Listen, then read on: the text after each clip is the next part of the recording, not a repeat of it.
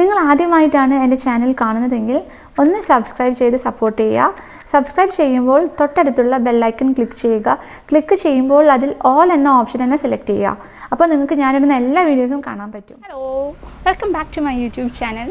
എല്ലാവരും സുഖമായിട്ടിരിക്കുകയെന്ന് വിശ്വസിക്കുന്നു. അപ്പോൾ ഞാൻ എങ്ങനെ ഒരു ക്യാബിൻ ക്രൂ ആയി എന്നുള്ളൊരു വീഡിയോ ആണ് ചെയ്തത്. ഇന്ന് എങ്ങനെ ഒരു ക്യാബിൻ ക്രൂ ആവാൻ നമുക്ക് പ്രിപ്പയർ ചെയ്യാം, ആ ഒരു വീഡിയോ ആണ് ഞാൻ ചെയ്യുന്നത്. അപ്പോൾ നമുക്ക് വീഡിയോയിലേക്ക് കിടക്കാം. ക്യാബിൻ ക്രൂ ആവാൻ എങ്ങനെ പ്രിപ്പയർ ചെയ്യാമെന്ന് പറയുന്നതിന് മുന്നേ ആയിട്ട് കുറച്ച് ഇമ്പോർട്ടൻ്റ് ആയിട്ടുള്ള കാര്യങ്ങൾ നിങ്ങൾ ശ്രദ്ധിക്കണം. അതെന്തൊക്കെയാണെന്ന് ഞാൻ ആദ്യം പറയാം. ആദ്യമായിട്ട് ഒരു ക്യാബിൻ ക്രൂ ആവാൻ വേണ്ട ഒരു എഡ്യൂക്കേഷണൽ ക്വാളിഫിക്കേഷൻ എന്ന് പറഞ്ഞാൽ ഹയർ സെക്കൻഡറി ആണ്, അതായത് നമ്മുടെ +2. അപ്പോൾ എല്ലാവരും നിങ്ങൾ എഡ്യൂക്കേഷൻ ഒന്ന് കംപ്ലീറ്റ് ചെയ്യാൻ ശ്രദ്ധിക്കാം. ഹയർ സെക്കൻഡറിയിൽ ഒതുക്കാതെ നിങ്ങളൊരു ഗ്രാജുവേഷൻ കൂടി എടുക്കാൻ വേണ്ടിയിട്ട് പ്രത്യേകിച്ച് ശ്രദ്ധിക്കുക എന്നാൽ എൻ്റെ ഒരു ഒപ്പീനിയനാണ് കേട്ടോ. കാരണം എന്താ വെച്ച് കഴിഞ്ഞാൽ നമുക്ക് എപ്പോഴും ഈ ഒരു ജോലി നിങ്ങൾക്ക് ഇൻ ഫ്യൂച്ചർ കണ്ടിന്യൂ ചെയ്യേണ്ടതെന്നുണ്ടെങ്കിലോ അല്ലെങ്കിൽ നിങ്ങൾക്കൊരു പ്രൊമോഷൻ ബേസ് എന്തെങ്കിലും വേണമെങ്കിൽ എപ്പോഴും ഒരു ഗ്രാജുവേഷൻ നിങ്ങൾക്കൊരു അഡ്വാൻറ്റേജ് ആണ്.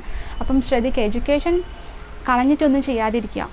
ഹയർ സെക്കൻഡറി നിങ്ങൾക്ക് മസ്റ്റാണ്. ഇനിയിപ്പം ഇന്ത്യയിൽ വർക്ക് ചെയ്യാൻ നിങ്ങൾക്ക് ചാൻസ് കിട്ടിയാൽ ക്യാബിൻ ക്രൂ ആയിട്ട് വർക്ക് ചെയ്യുകയാണെങ്കിലും അതിൽ ഡിസ്റ്റൻ്റ് ആയിട്ടെങ്കിലും ഒരു ഗ്രാജുവേഷൻ എടുക്കാൻ ശ്രദ്ധിക്കുക.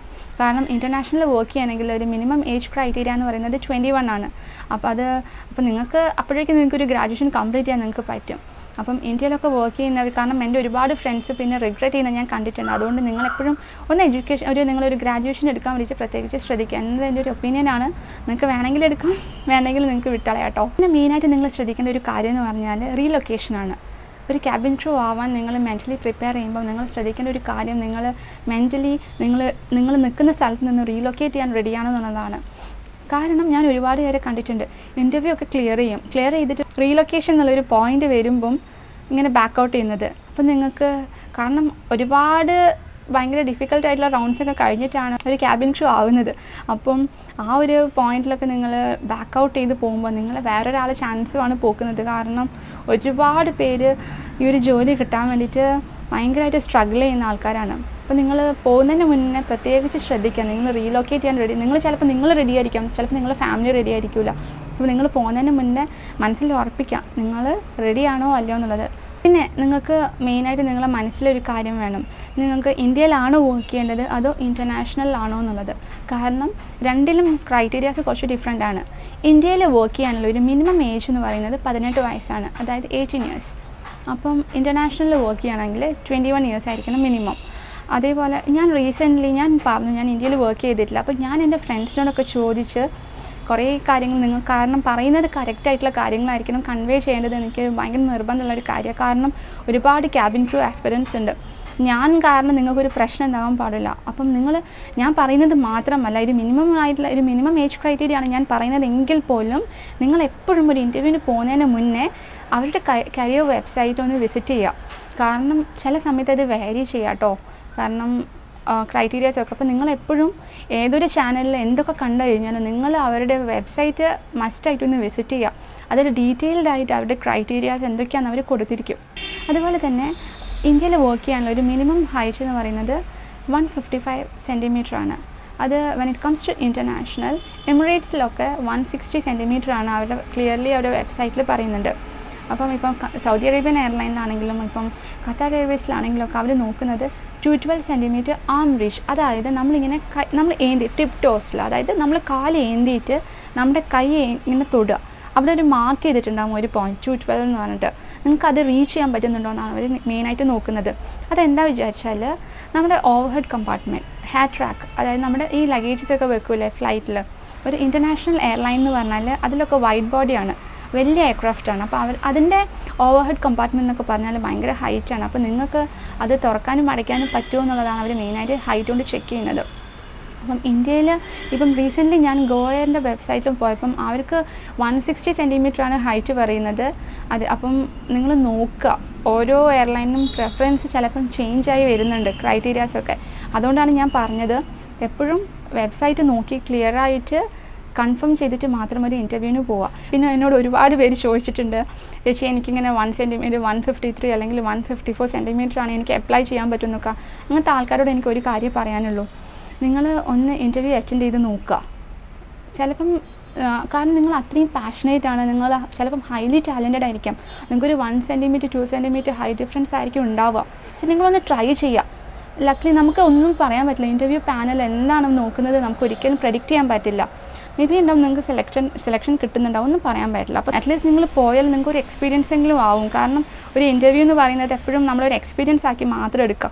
അല്ലാതെ ഒരു ഇൻ്റർവ്യൂ ഇന്ന് കിട്ടിയില്ല എന്ന് പറഞ്ഞിട്ട് നമ്മൾ ഭയങ്കര വിഷമിച്ചൊന്നും ഇരിക്കേണ്ട. കാരണം ട്രൈ ചെയ്തല്ലോ, നിങ്ങൾ അങ്ങനെയെങ്കിലും നിങ്ങൾ വിചാരിക്കുക, അപ്പോൾ നിങ്ങൾ അറ്റൻഡ് ചെയ്യാം. അതുപോലെ തന്നെ നോ ടാറ്റൂസ് വിസിബിൾ എന്നാണ് അവർ പറയുന്നത്. അതായത് എവിടെയെങ്കിലും ഒരു ടാറ്റൂ അവരുടെ യൂണിഫോം നമ്മൾ വെയർ ചെയ്യുമ്പം എന്തെങ്കിലും ഒരു ടാറ്റൂസൊക്കെ വിസിബിൾ, ചില ആൾക്കാർക്ക് നമുക്ക് ഫിംഗേഴ്സിലോ അല്ലെങ്കിൽ ഹാൻഡ്സിലൊക്കെ ഉണ്ടാവും. അപ്പം അവിടെയൊക്കെ കാണുന്ന സ്ഥലത്താണോ നിങ്ങൾ നോക്കുക. അപ്പം അത് ഹൈഡ് ചെയ്യണമെന്നാണ് അവർ പറയുന്നത്. ഹൈഡ് ചെയ്യാൻ പറ്റുകയാണെങ്കിൽ അവർക്ക് കുഴപ്പമില്ല. അതാണ് ഒരുവിധം എല്ലാ എയർലൈനും പറയുന്ന ഒരു ക്രൈറ്റീരിയ ആണ്. അപ്പം ഇന്ത്യയിൽ വർക്ക് ചെയ്യണമെങ്കിൽ അവർ നോക്കുന്നത് ഫ്ലുവൻസി ഇൻ ഇംഗ്ലീഷ് ആൻഡ് ഹിന്ദിയാണ്. അത് when it comes to international അവർ നോക്കുന്നത് ഇംഗ്ലീഷിലുള്ള ഫ്ലുവൻസിയാണ് അവർ നോക്കുന്നത്. അപ്പം ഞാൻ പറഞ്ഞല്ലോ, നിങ്ങൾക്ക് ആദ്യം നിങ്ങൾ തീരുമാനിക്കുക നിങ്ങൾക്ക് ഇന്ത്യയിലാണോ വർക്ക് ചെയ്യേണ്ടത് ഇൻ്റർനാഷണൽ ആണോ എന്നുള്ളത്. അതാണ് ഞാൻ പറഞ്ഞത്, ക്രൈറ്റീരിയാസൊക്കെ കുറച്ച് ഡിഫറെൻ്റ് ആണ്. ഇനി നിങ്ങൾ ഒരു ക്യാബിൻ ക്രൂ ആവാൻ വേണ്ടിയിട്ട് നിങ്ങൾ റെഡി ആവുകയാണ്. അപ്പോൾ നിങ്ങളുടെ കയ്യിൽ നിങ്ങൾക്ക് എന്തൊക്കെ സാധനങ്ങൾ വേണം, അതുപോലെ തന്നെ എങ്ങനെ ഒരു ക്യാബിൻ ക്രൂ ജോലിക്ക് വേണ്ടി നിങ്ങൾക്ക് അപ്ലൈ ചെയ്യാം, ആ കാര്യങ്ങൾ നമുക്ക് നോക്കാം. ക്യാബിൻ ക്രൂ ആവണമെങ്കിൽ നിങ്ങൾക്ക് നിർബന്ധമായി നിങ്ങളുടെ കയ്യിൽ വേണ്ട കാര്യം എന്ന് പറഞ്ഞാൽ ഫസ്റ്റ് ഓഫ് ഓൾ ഒരു CV ആണ്. ഭയങ്കര ക്ലിയർ ആൻഡ് പ്രിസൈസ് ആയിട്ടുള്ളൊരു CV നിങ്ങളുടെ കയ്യിൽ നിങ്ങൾക്ക് അത്യാവശ്യമാണ്. അത് ഒരുപാട് പേജസും ആവരുത്, തീരെ കുറഞ്ഞു പോവുകയും ചെയ്യരുത്. ആ ഒരു CVയിൽ നിങ്ങൾ എന്താണോ അതാണ് നിങ്ങൾ ഷോക്കേസ് ചെയ്യേണ്ടത്. അത് കാരണം നിങ്ങളുടെ ക്വസ്റ്റ്യൻസൊക്കെ ചോദിക്കുന്നത് അതിനെ ബേസ് ചെയ്തിട്ടായിരിക്കും. അപ്പോൾ നിങ്ങൾ എവിടെന്നെങ്കിലും എന്തെങ്കിലുമൊക്കെ നോക്കി എഴുതാതെ നിങ്ങൾ എന്താണോ അത് മാത്രം CVയിൽ ഇൻക്ലൂഡ് ചെയ്യാൻ നിങ്ങൾ ശ്രദ്ധിക്കുക. ഇപ്പോൾ നിങ്ങൾക്ക് CV ഉണ്ടാക്കാൻ അറിയില്ല അല്ലെങ്കിൽ എന്തെങ്കിലും കൺഫ്യൂഷൻസ് ഒക്കെ ഉണ്ടെങ്കിൽ ഞാൻ താഴെ നിങ്ങൾക്കൊരു വെബ്സൈറ്റ് നിങ്ങൾക്ക് കാണിക്കാം. അപ്പോൾ നിങ്ങൾക്ക് കുറച്ചും കൂടി ഈസി ആയിരിക്കും. അടുത്തതായിട്ട് നിങ്ങൾക്ക് വേണ്ടത് ഒരു full size and passport size ഫോട്ടോഗ്രാഫാണ്. അപ്പം ഇതിൻ്റെയൊക്കെ നിങ്ങളൊരു ഹാർഡ് കോപ്പിയും സോഫ്റ്റ് കോപ്പിയും കരുതാൻ എപ്പോഴും ശ്രദ്ധിക്കുക കേട്ടോ. അത് നേരത്തെ റെഡിയാക്കി വെക്കുക. കാരണം എപ്പോഴാണ് നമുക്കൊരു ഇൻ്റർവ്യൂ വരുന്നതെന്ന് പറയാൻ പറ്റില്ല. അപ്പം നിങ്ങൾ ഓടി പോയി ഫോട്ടോ എടുക്കാനും ഒരു CV റെഡിയാക്കാനൊന്നും നോക്കണ്ട. എപ്പോഴും നിങ്ങൾ മുൻപേ അഡ്വാൻസ്ഡ് ആയിട്ട് പ്രിപ്പയർ ചെയ്ത് വെക്കുക. 2 ടൈപ്പ് ഓഫ് ഇൻ്റർവ്യൂസാണ് നമുക്ക് മെയിൻലി ഉണ്ടാവുക. ഒന്ന് വാക്ക് ഇൻ ഇൻ്റർവ്യൂ, ഒന്ന് ബൈ ഇൻവിറ്റേഷൻ. വാക്ക് ഇൻ ഇൻ്റർവ്യൂവിൽ നമുക്ക് ജസ്റ്റ് പോയിട്ട് അറ്റൻഡ് ചെയ്യാം. അവിടെ പോയതിന് ശേഷം നമ്മുടെ CV ഡ്രോപ്പ് ചെയ്തതിന് ശേഷം സെലക്റ്റഡ് ആയാൽ അവർ മെയിൽ അയക്കും. പിന്നെയാണ് ബാക്കിയുള്ള റൗണ്ട്സൊക്കെ. അതേസമയം ബൈ ഇൻവിറ്റേഷൻ നമുക്ക് കുറച്ചും കൂടി ഈസിയാണ്. കാരണം നമ്മൾ ഓൺലൈനിലാണ് അപ്ലൈ ചെയ്യുന്നത്. ഓൺലൈനിൽ അപ്ലൈ ചെയ്യുമ്പോൾ എന്താ വിചാരിച്ചാൽ നമുക്കിപ്പോൾ എന്തെങ്കിലും ക്രൈറ്റീരിയാസ് പ്രശ്നം ഉണ്ടെങ്കിലൊന്നും നമ്മൾ പേടിക്കേണ്ട ആവശ്യമില്ല. അവരതെല്ലാം അനലൈസ് ചെയ്ത് നമ്മൾ സെലക്റ്റഡ് ആയാൽ മാത്രമേ നമ്മൾ അവരെ ഇൻവൈറ്റ് ചെയ്യുള്ളൂ. അതുപോലെ നിങ്ങൾ മെയിനായിട്ട് കരുതേണ്ട ഒരു സാധനമാണ് ഫോർമൽ ഡ്രസ്സ്, അതായത് ഫോർമൽ വെസ്റ്റേൺ ഡ്രസ്സ്. ഇൻ്റർവ്യൂവിന് പോകുന്നത് നിങ്ങൾ എപ്പോഴും ഫോർമൽ അറ്റയറിലായിരിക്കണം. അതുപോലെ സ്റ്റോക്കിങ്സ്, അതുപോലെ തന്നെ ഒരു ഫോർമൽ ഷൂസ്, ഇതൊക്കെ നിങ്ങളുടെ കയ്യിൽ എപ്പോഴും സ്റ്റോക്ക് ചെയ്ത് വെക്കുക കേട്ടോ. കാരണം ഇൻ്റർവ്യൂ പെട്ടെന്ന് നടക്കുമ്പം ഓടിപ്പോയി വാങ്ങാനും സ്റ്റിച്ച് ചെയ്യാനൊന്നും നിൽക്കണം. ഇതൊക്കെ നേരത്തെ റെഡിയാക്കി വെക്കുക. കാരണം ക്യാബിൻ ക്രൂ ആവണം അത്രയും ആഗ്രഹമുള്ള ആൾക്കാർ ഇതൊക്കെ നേരത്തെ ശ്രദ്ധിക്കുക. അതുപോലെ തന്നെ നിങ്ങളെ ഡോക്യുമെൻറ്റ്സ്, ഇപ്പോൾ പാസ്പോർട്ട് കോപ്പി, അതുപോലെ നിങ്ങൾ എഡ്യൂക്കേഷണൽ ക്വാളിഫിക്കേഷൻ സർട്ടിഫിക്കറ്റ്സ് ഒക്കെ നിങ്ങൾ എപ്പോഴും ഒരു ഫയലിലാക്കി വെക്കുക. അപ്പോൾ നിങ്ങൾക്ക് ഇൻ്റർവ്യൂവിന് പോകാൻ വേണ്ടിയിട്ട് ഇതൊക്കെ റെഡിയാണെങ്കിൽ നിങ്ങൾക്കൊരു ഇൻ്റർവ്യൂവിന് പോകുമ്പം നിങ്ങൾക്ക് ഒരു ടെൻഷൻ ഉണ്ടാവില്ല. എല്ലാം റെഡിയാക്കി നേരത്തെ വെച്ചാൽ എങ്ങനെ ഒരു ക്യാബിൻ ക്രൂ ഇൻ്റർവ്യൂവിന് വേണ്ടിയിട്ട് നിങ്ങൾക്ക് പ്രിപ്പയർ ചെയ്യാം അത് ഞാൻ പറഞ്ഞുതരാം. എപ്പോഴും നിങ്ങൾ കാര്യം ശ്രദ്ധിക്കുക. എല്ലാ എയർലൈൻസിൻ്റെ വെബ്സൈറ്റിലും അവരുടെ കരിയർ വെബ്സൈറ്റിൽ പോയാൽ നിങ്ങൾക്ക് അവർ ഇൻ്റർവ്യൂസ് വരുന്ന ഡേറ്റ്സൊക്കെ എപ്പോഴും അപ്ഡേറ്റ് ചെയ്യും. നിങ്ങൾ അത് മാത്രം കറക്റ്റായിട്ട് ഫോളോ ചെയ്യുക. അപ്പോഴും ഞാൻ പ്രിഫർ ചെയ്യുന്നത് അവരുടെ ഡയറക്റ്റ് വെബ്സൈറ്റാണ്. ഇനി നിങ്ങൾക്ക് ട്രസ്റ്റ് ചെയ്യാൻ പറ്റുന്ന ഒരു കരിയർ വെബ്സൈറ്റ് ഉണ്ടെങ്കിൽ അതും നിങ്ങൾക്ക് നോക്കാം. എന്നാലും നിങ്ങൾ മെയിൻലി നിങ്ങൾ അവരുടെ ഡയറക്റ്റ് വെബ്സൈറ്റ് തന്നെ വിസിറ്റ് ചെയ്യാൻ ശ്രദ്ധിക്കുക. കാരണം അതിൽ എല്ലാ ക്രൈറ്റീരിയ എന്നാണ് ഇൻ്റർവ്യൂ എന്നുള്ള ഡീറ്റെയിൽസ് എല്ലാം അവർ അതിൽ തന്നെ കൊടുക്കുന്നതായിരിക്കും. നിങ്ങൾ അതേപോലെ തന്നെ അവരുടെ കരിയർ വെബ്സൈറ്റിൽ പോയിട്ട് നിങ്ങളൊരു പ്രൊഫൈൽ ഉണ്ടാക്കിയിടുക.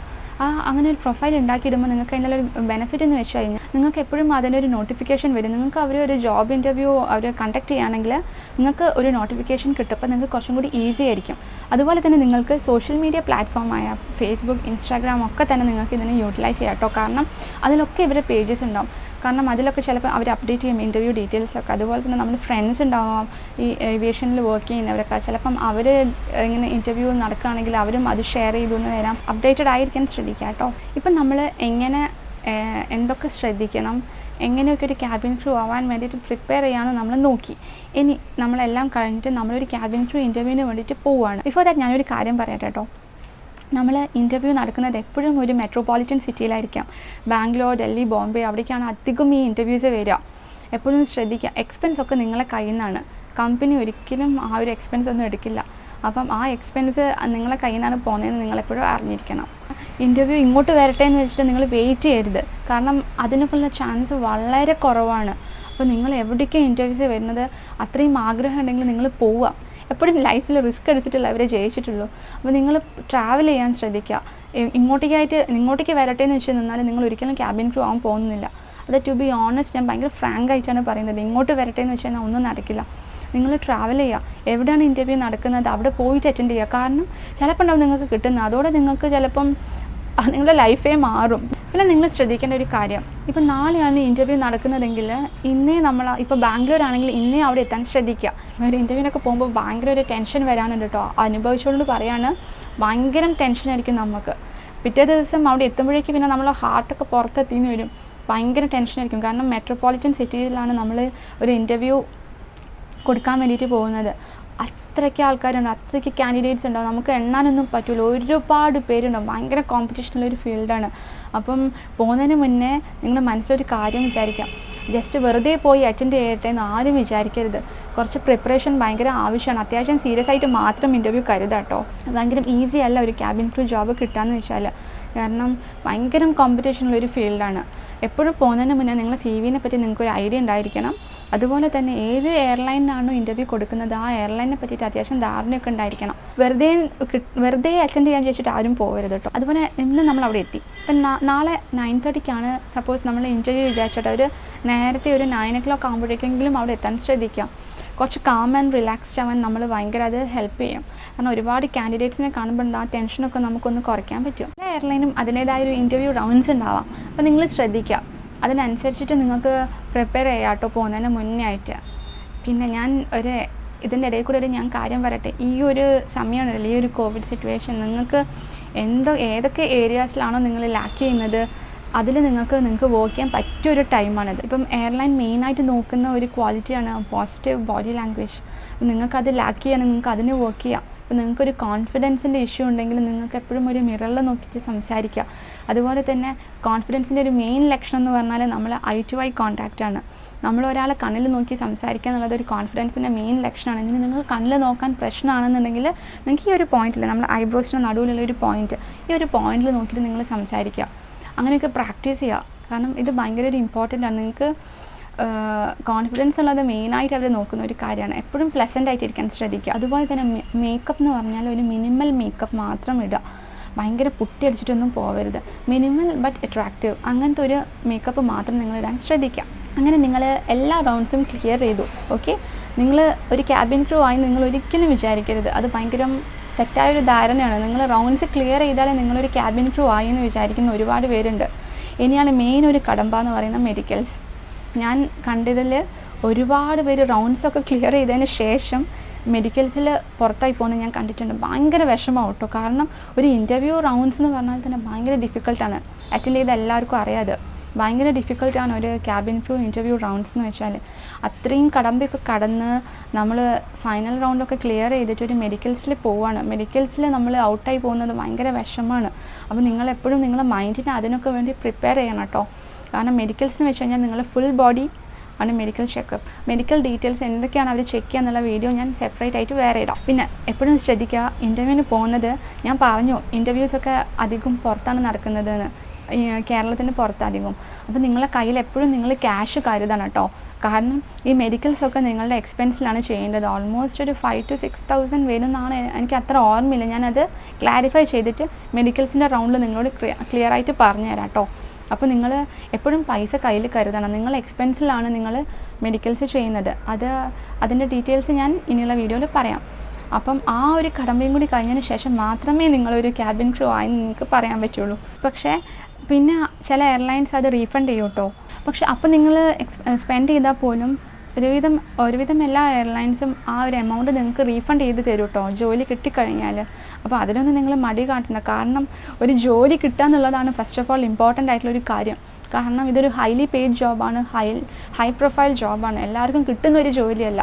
അപ്പോൾ നിങ്ങൾ സ്പെൻഡ് ചെയ്യുമ്പോൾ മാത്രം പേടിക്കൊന്നും വേണ്ട. കാരണം ഒരു ജോലി കിട്ടിക്കഴിഞ്ഞാൽ നിങ്ങളെ കയ്യിൽ വരാൻ പോകുന്നത് വലിയൊരു എമൗണ്ടാണ്. കാരണം ഈ ഒരു ചെറിയ പ്രായത്തിൽ നിങ്ങൾക്കൊന്നും സ്വപ്നം കാണാൻ പറ്റാത്തത്ര നല്ല സാലറിയാണ് ഒരു ക്യാബിൻ ക്രൂ ആകുമ്പോൾ നിങ്ങൾക്ക് കിട്ടുന്നത്. അതുപോലെ തന്നെ എനിക്ക് ഒരു കാര്യം നിങ്ങളോട് ഒരു പാരൻസിനോടാണ് എസ്പെഷ്യലി പറയാനുള്ളത് കേട്ടോ. കാരണം ഒരുപാട് പാരൻസിനെ ഞാൻ കണ്ടിട്ടുണ്ട് കുട്ടികൾക്ക് ഇഷ്ടപ്പെട്ട ഈ ഒരു ജോബിന് പോകാൻ വിടാതെ നിൽക്കുന്നത്. പ്ലീസ് ദയവ് ചെയ്ത് അവരെ ആ ഒരു ഷെല്ലിൽ നിർത്താൻ വിടാതെ അവരെ ഷെല്ലിൽ നിന്ന് പുറത്തേക്ക് വിടാൻ നിങ്ങൾ ശ്രദ്ധിക്കണം. കാരണം ഈ ഒരു ജോബിനെ പറ്റിയിട്ട് ഒരുപാട് മിസ്കൺസെപ്ഷൻസ് ഉണ്ട്.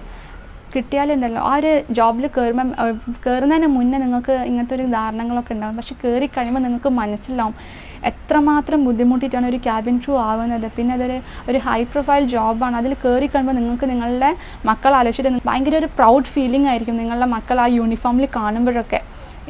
കുട്ടികളെ അതിന് വേണ്ടിയിട്ട് സ്റ്റോപ്പ് ചെയ്യരുത്, അതൊരു റിക്വസ്റ്റാണ്. കാരണം മിസ്കൺസെപ്ഷൻസ് ഒക്കെ ഒഴിവാക്കുക. കാരണം അത് നല്ലൊരു ജോലിയാണിത്. ഒരുപാട് പേര് ഈ പ്രൊഫഷനിലേക്ക് വരണമെന്ന് എനിക്ക് ഭയങ്കര ആഗ്രഹമുണ്ട്. അപ്പം പ്ലീസ് ദയവ് ചെയ്ത് എല്ലാവരും കുട്ടികളെ ഡ്രീംസൊക്കെ ഫോളോ ചെയ്യാൻ വിടാം. ഇപ്പം ഞാൻ എൻ്റെ അച്ഛനും എൻ്റെ ഫാദറിനിലോ പറഞ്ഞ കാര്യമൊക്കെയാണ് ഞാനിവിടെ ആലോചിക്കുന്നത്. അവരെപ്പോഴും പറയുന്നൊരു കാര്യമാണ് പെൺകുട്ടികളെന്ന് പറഞ്ഞു കഴിഞ്ഞാൽ എപ്പോഴും ഒരു സ്വന്തം കാലിൽ നിൽക്കണം, ഒരു ഇൻഡിപെൻഡൻ്റ് ആയിട്ട് ജീവിക്കാൻ നിങ്ങൾ എപ്പോഴും ശ്രദ്ധിക്കുക എന്നുള്ളത് അത് വലിയൊരു ഫാക്ടറാണ്. കാരണം നമുക്കൊരു ജോലി എന്ന് പറയുന്നത് ഭയങ്കര ഒരു പവറാണ്. നമ്മളെ കാര്യങ്ങൾ നോക്കാൻ, നമ്മളെ ഫാമിലിനെ നോക്കാൻ, നമ്മളെ ഹസ്ബൻഡിന് അല്ലെങ്കിൽ നമ്മളെ ബ്രദറിന് ആര് വേണമെങ്കിലും സിസ്റ്റർ ആര് വേണമെങ്കിലും നമുക്കൊന്ന് ഫിനാൻഷ്യലി ഒക്കെ സപ്പോർട്ട് ചെയ്യാൻ പറ്റുകയെന്ന് വെച്ച് കഴിഞ്ഞാൽ ഭയങ്കര ഒരു കാര്യം തന്നെയാണ്. അപ്പം ഈ ഒരു ജോലി എല്ലാ ജോലിക്കും അതിൻ്റെതായ മഹത്വം ഉണ്ടെന്നാണല്ലോ. അപ്പം ഈ ഒരു ജോലി അതുപോലെ തന്നെയാണ്. അപ്പം എല്ലാവരും ഈ ഒരു ജോലിനെയും അതിൻ്റെതായ രീതിയിൽ കാണാം. ഇനിയുള്ള വീഡിയോയിൽ എൻ്റെ ക്യാബിൻ ക്രൂ എക്സ്പീരിയൻസ് ഒക്കെ ഞാൻ ഷെയർ ചെയ്യാം. സൗദി അറേബ്യൻ എയർലൈൻസിൻ്റെ എക്സ്പീരിയൻസ് പറയാം, അതിൻ്റെ ഇൻ്റർവ്യൂ എങ്ങനെയായിരുന്നു, അവിടുത്തെ ലൈഫ് എങ്ങനെയാണ്, എല്ലാ കാര്യങ്ങളൊക്കെ ഞാൻ ഷെയർ ചെയ്യാം കേട്ടോ. അപ്പോൾ നിങ്ങൾക്ക് ഈ വീഡിയോ ഇഷ്ടപ്പെട്ടു എന്ന് വിചാരിക്കുന്നു. ഇഷ്ടപ്പെട്ടാൽ നിങ്ങളൊന്ന് ഷെയർ ചെയ്യുക, ലൈക്ക് ചെയ്യുക, കമൻറ്റ് ചെയ്യുക, സബ്സ്ക്രൈബ് ചെയ്യുക. ഒരുപാട് പേര് വീഡിയോസ് കാണുന്നുണ്ട്, വ്യൂസൊക്കെ കൂടുന്നുണ്ട്, പക്ഷേ സബ്സ്ക്രിപ്ഷൻ ഇപ്പോഴും വളരെ കുറഞ്ഞിട്ടാണ് കാണുന്നത്. അപ്പം എല്ലാവരും ഒന്ന് സബ്സ്ക്രൈബ് ചെയ്തിട്ട് സപ്പോർട്ട് ചെയ്യുക. അപ്പം എനിക്ക് കുറച്ചും കൂടി മോട്ടിവേഷൻ ആയിരിക്കും. അപ്പോൾ ഇനി അടുത്ത വീഡിയോയിലൂടെ പിന്നെ കാണാം. ടാറ്റാ.